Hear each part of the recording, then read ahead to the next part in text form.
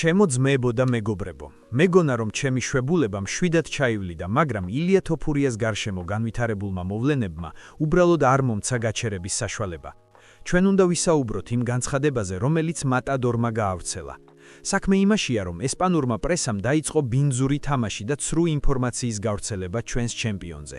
არის რაღაცები, რაც აქამდეც ვიცოდი, მაგრამ თავს ვიკავებდი საუბრისგან, რადგან თავად ილიას არ ქონდა ეს საჯაროდ ნათქვამი. თუმცა ახლა მან დუმილი დაარღვია. მან გამოაქვეყნა ღია წერილი, სადაც განმარტავს თუ რატომ ჩაიშალა იანურის ბრძოლა და რა ჯოჯოხეთის გამოვლა უწევს მას რეალურ ცხოვრებაში. დაიმახსოვრეთ, ყველაზე მნიშვნელოვანი ამ წერილის ბოლოშია და მე ამას აუცილებლად დეტალურად აგიხსნით. ილია წერს: ყოველთვის მადლიერი ვიყავი მედიის მიმართ იმ პატივისცემისთვის, რასაც ჩემს მიმართ იჩენდნენ ჩემი კარიერის მანძილზე. ნახეთ, როგორ ჭკვიანურად იწყებს. ის არ ესხმის თავს ყველას ერთიანად. ილია და მისი გუნდი პროფესიონალები არიან. მან იცის, რომ მედია მის დიდ ვარსკვლავად აქცია, მაგრამ ახლა საზღვარი გადაიკვეთა. სამწუხაროდ ახლა სიახლეების ეპიცენტრში ვარ ისეთი თემების გამო, რომლებსაც სპორტთან საერთოდ არაფერი აქვს, ამბობს ილია. ის პირდაპირ მიუთითებს fake news-ზე და სენსაციურ სათაურებზე, რომლებიც მხოლოდ კლიკებისთვისაა შექმნილი. წარმოიდგინეთ, ერთმა ესპანურმა გამოცემამ გაავრცელა ჭორი, თითქოს ილია პოლიციაში დაიბარეს პოლიციური ძალადობის გამო. ეს მაშინ ხდება, როცა UFC-ში შესვენებაა და ილია მთელი მსოფლიოს ყურადღების ცენტრშია. ეს ინფორმაცია ცეცხლივით მოედღო ყველაფერს. ჩვენ ბევრჯერ გვისაუბრია ამ არხზე ესპანურ პრესაზე.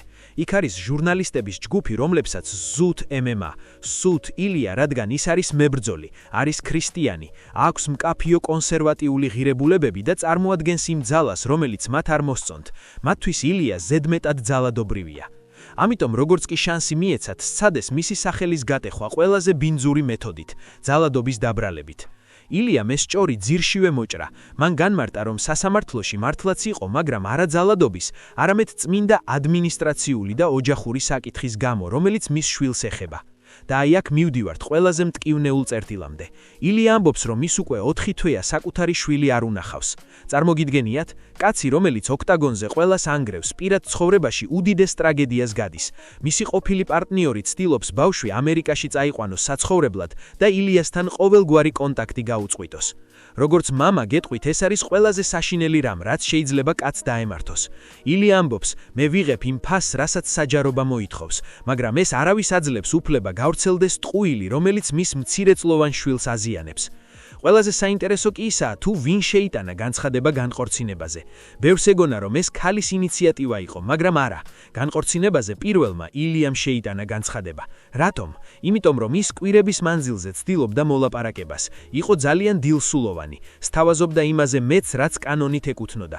ოღონდ ბავშვი არ წაერთმიათ. მაგრამ პასუხად მიიღო შანტაჟი. თუ ყველაფერს არ მომცემ, რასაც ვითხოვ, ოჯახურ ძალადობაში დაგდებ, ბრალებ და კარიერას დაგანგრევო. ეს არის ნამდვილი ბინძური თამაში. ილიამ ეს ალოგიკური ფინანსური მოთხოვნები უარი თქვა და ზუსტად ამის გამო გაჩნდა პრესაში სკანდალური სათაურები. დაწერეთ კომენტარებში, რას ფიქრობთ, სწორად მოიქცა თუ არა ილია, როცა ეს ყველაფერი საჯარო გააკეთა.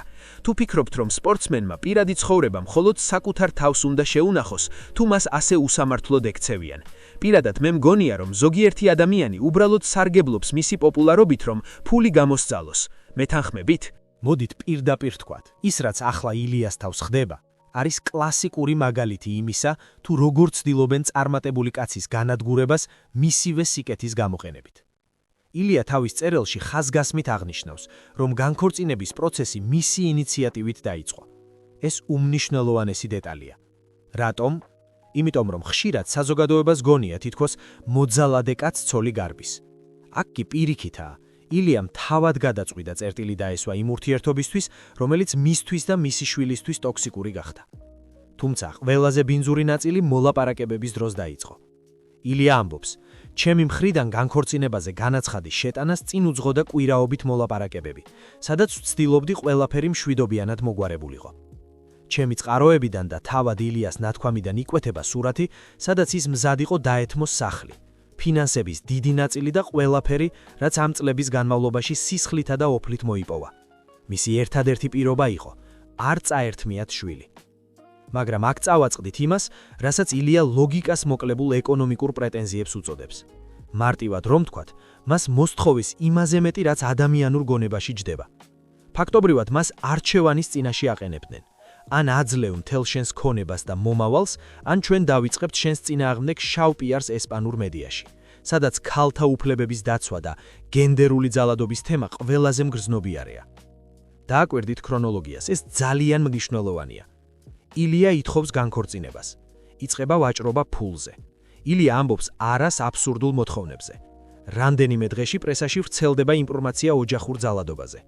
ეს არის პირდაპირი დარტყმა რეპუტაციაზე. ესპანეთში, ისევე როგორც ბევრ დასავლურ ქვეყანაში, საკმარისია უბრალო ბრალდებაც კი, რომ სპონსორებმა შენთან კონტრაქტები გაწყვიტონ.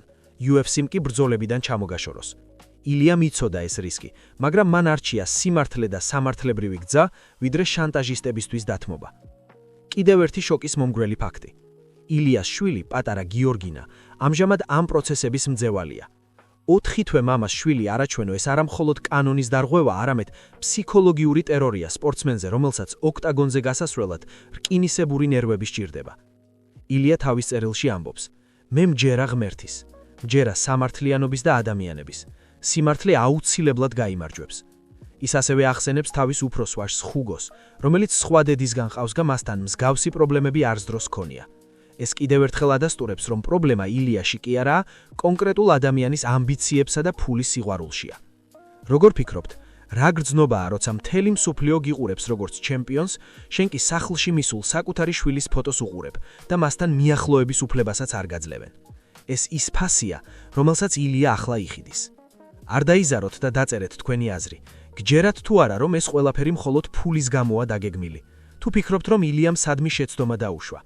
პირადად მე მგონია, რომ მატადორი ზედმეტად კეთილი აღმოჩნდა იმ ადამიანისთვის, ვინც მისივე იარაღით ცდილობს მის განადგურებას. თქვენ რას იზავდით მის ადგილას? გადაუხდიდით მილიონებს დუმილის სანაცვლოდ, თუ ბოლომდე იბრძოდით სასამართლოში თუნდაც რეპუტაციის ფასად? ველოდები თქვენს მწარე კომენტარებს. აი, მივედით მთავარზე.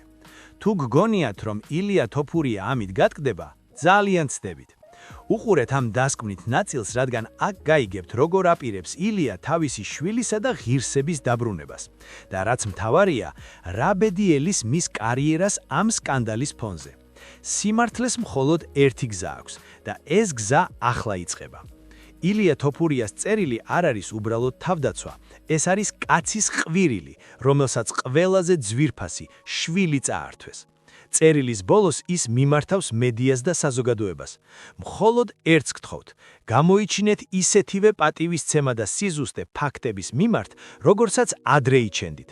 სიმართლეს მხოლოდ ერთი გზა აქვს და ღმერთმა დაგლოცოთ. მოდით დავფიქრდეთ, რატომ არის ეს ამბავი ჩვენთვის, ქართველებისთვის, ასეთი მტკივნეული. ილია ჩვენთვის მხოლოდ სპორტსმენი არაა, ის არის იმედი და სიმბოლო იმისა, რომ შრომითა და რწმენით ყველაფერი შესაძლებელია. როდესაც მას ასეთ ბინძურ დარტყმას აყენებენ, ეს თითოეულ ჩვენგანზე დარტყმას გავს. ის, რომ ილიამ იანვარში არ იჩხუბა, ახლა უკვე გასაგებია.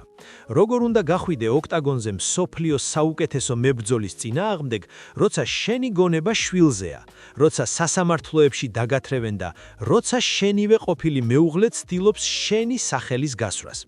ილიამ აირჩია, რომ ჯერ ოჯახური ომი მოიგოს, რათა ოქტაგონზე სუფთა გულით და მშვიდი გონებით დაბრუნდეს.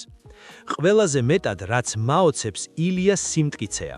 სხვა მის ადგილას ალბათ დაიმალობოდა, პრესასთან კონტაქტს გაწყვეტდა, მაგრამ მატადორმა გადაწყვიტა პირისპირ დაუხდეს ქარიშხალს.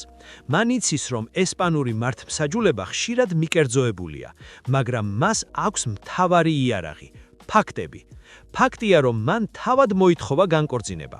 ფაქტია, რომ მას შანტაჟს უწყობდნენ და ფაქტია, რომ მას 4 თვეა შვილი არ უნახავს. ჩვენ ვიცით ილიას ხასიათი, ის არ ნებდება, ის ბოლომდე იბრძოლებს გიორგინასთვის და როდესაც ეს ყველაფერი დასრულდება, ჩვენ ვიხილავთ კიდევ უფრო გაბრაზებულ და მოტივირებულ ჩემპიონს. ეს გამოცდა მას მხოლოდ გააძლიერებს.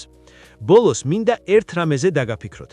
რამდენად ადვილია დღევანდელ მსოფლიოში ადამიანის განადგურება მხოლოდ ერთი ცრუ ბრალდებით. ილია ამ სისტემას ებრძვის, ის ებრძვის fake news და იმ ადამიანებს, ვინც სხვისი წარმატებით სარგებლობას ცდილობს. და აი ჩემი კითხვა თქვენთან, რომელიც ალბათ ბევრს არ მოგეწონებათ. თქვენი აზრით, რამდენად სამართლიანია, რომ კანონი თითქმის ყოველთვის დედის მხარესაა, მაშინაც კი, როცა ის აშკარა შანტაჟზე მიდის. ნუ თუ მამას არ აქვს უფლება, რომ შვილი ნახოს, მიუხედავად მისი სტატუსის თუ ხონების. დაწერეთ კომენტარებში, ხართ თუ არა მზად, რომ ილიას გვერდით დაედგათ ამ ბრძოლაში, თუ გგონიათ, რომ ქვამი უცეცხლოდ არ არსებობს. ველოდებით თქვენს ყველაზე მწვავე და კრიტიკულ მოსაზრებებს. ამით ვასრულებ ჩემს შვებულების რეპორტაჟს, მეგობრებო. დიდი მადლობა ყურადღებისთვის. სიმართლე აუცილებლად გაიმარჯვებს. ილია, ჩვენ შენთან ვართ. მომავალ შეხვედრამდე.